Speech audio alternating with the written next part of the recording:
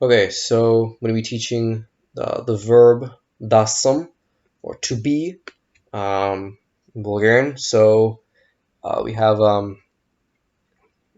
will teach you the 8 pronouns and the 6 conjugations associated with them. This is an irregular verb, meaning that its endings are not the same as virtually all other verbs. Well, actually, no, I think all other verbs in Bulgarian that I'm pretty sure. Virtually all Bulgarian verbs are regular, with few slight exceptions. Um, Often Bulgarians like to just claim they have, instead of just 3 verb groups, they say that they have a few more. Then they can fit in all of the exceptions. That's how few there are. This is the most notable one. Um, it's conjugated very weirdly. For a solid few of them, though, it is conjugated. For 2 of them, it's conjugated exactly the same as the rest of the verbs. For one of them, it's very close, but not quite. And then for one of them, it makes sense if you know the origins. If you know like the etymological origins of how they used to be pronounced, it makes more sense. And then the last 2 are almost seemingly random. So we're going to go through the 6 conjugations. First, I'm going to go through the 8 pronouns. So the way to say I in Bulgarian, which is, and I'm going to go in order of how they're listed. So top to bottom, first on the left and then on the right. On the left, there's all the singular ones. On the right, they're all the plural pronouns. So on the left, we have as, which means I. So asum means I am. So as means I. Even though it is spelt with a Z at the end or a Z, we pronounce it like a S. So it's as, not as. We don't pronounce ever. We don't ever. Virtually no Slavic languages, to my knowledge, except for really old ones, pronounce, say, like a Z at the end of a word. Very few of them will pronounce the Z at the end of the word as a Z. They almost always pronounce it as a S. In Bulgarian, there is no, so like last names like that end in ov, so Lisichkov, Marinov, Borisov, Petkov, all these names, they end with a V, but we pronounce it like a F. So this is the same here. The consonant at the ends of words are devoiced. So obstruent consonants, if you know what that means. Otherwise, it takes a little bit of getting used to if you can't just figure that out. But learning the pairs of consonants would be helpful. You can find that looking up like voicing probably on YouTube. You could probably find a tutorial on how to do that. I can also probably just link resources or just write it all out. I'm actually going to write it all out in the description. Then there's us. Then there's D. D means you. So you singular and informal. So we have formal and informal forms for when we're talking about you, and we have singular and plural. So there's you and there's y'all, basically. This is the you. This is also less formal. And then we have toi, tya, to. So toi, tya, and to, those are 3 separate pronouns. Toi means he, tya means she, to means it. So there are 3 genders in Bulgarian. There's masculine, feminine, and neuter, plus plurals. So toi is masculine, tya is feminine, to is neuter. Oftentimes, to is talking about inanimate objects. If you're talking about babies, though, you'd also use to. If you're talking about anything cute, we'll end up actually using to as well. It's kind of complicated when you use to, but a lot of inanimate objects are to. So, but if you're talking about, there are certain inanimate objects that are gendered as masculine or feminine, in which case, oddly enough, like a chair, you would use toy because it's stole, so it's masculine. So you would talk about a chair as if it was a man. So you would use toy to describe a chair. Although oftentimes you'd also use to, depending on how much you're using the subject. It's kind of complicated which one you use.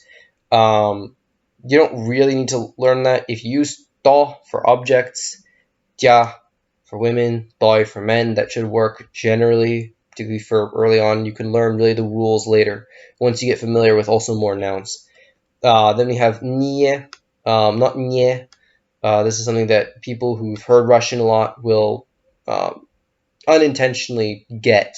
So nie and vie are nie and vie, not nie and vie.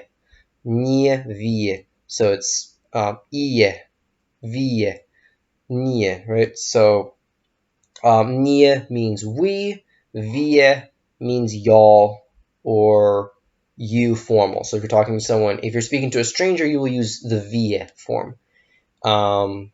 D, it will not really be very useful if you're just traveling to Bulgaria. If you live in Bulgaria, or particularly if you're speaking to friends or children, then you'd use D. But if you're speaking to adults you don't really know very well, you'd say vie. And then we have tesa or te. Te is the pronoun. Te means they, plural. When you're talking about people who you're not talking to, who aren't you. So that's third person. So those are the 8 pronouns. And we're going to look at the 6 conjugations. So toi, tian, to are together in conjugation. So they're conjugated all the same way for every verb. Well, a little bit complicated there, but that's very high level. That's not just not for today. That is not for a long time. So there's asum, sum. That means I am. So asum means I am. Disi means you are. Doikya to e means he, she, or it is. Niesme means we are. Vieste means they, y'all, or you formal are. And then tesa means they are. So if you notice, there are, in English, we have 3 different pronouns. We have three different conjugations for to be. In singular, but we only have 1 in plural. In Bulgarian, they actually, for every single pronoun, except for toitiato, they have a new one. So there are 6 different conjugations.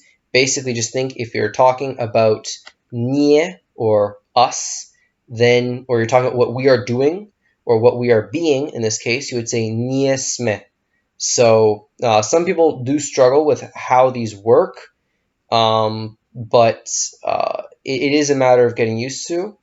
And I think it would help you to actually potentially look at what a pronoun is if you're not too sure on what it is. If you're not sure what a pronoun is and what conjugation is, these can be kind of confusing. I think the explanation that I just gave of there is I am versus you are. So if I say I am blue, and then you were to say the same thing to me talking about me, you would say you are blue. You wouldn't say you am blue. Even though you're using the same verb. So it's the same verb, it's just that when different people use it to describe different things, they use different versions of the same verb. Bulgarian does that more. So it is important that you learn the different sort of what it all means, because a lot of people kind of just learn how to do it but don't really know what they're doing when they're learning languages like Spanish, French, Italian, Bulgarian, Russian. Any of these languages have this kind of conjugation, and you need to sort of know what you're talking about when you're doing agreements and stuff and what that means. So I will link that in the description to some Wikipedia articles that could help you out if you are curious. If you already know, it's not like it's more complicated in Bulgarian. It's the same as English, or not the same as English, but same as French, same as Spanish. Just a little bit more than English. Very close to English, though, with the verb to be. That is all that I have for the verb to be. And that's it.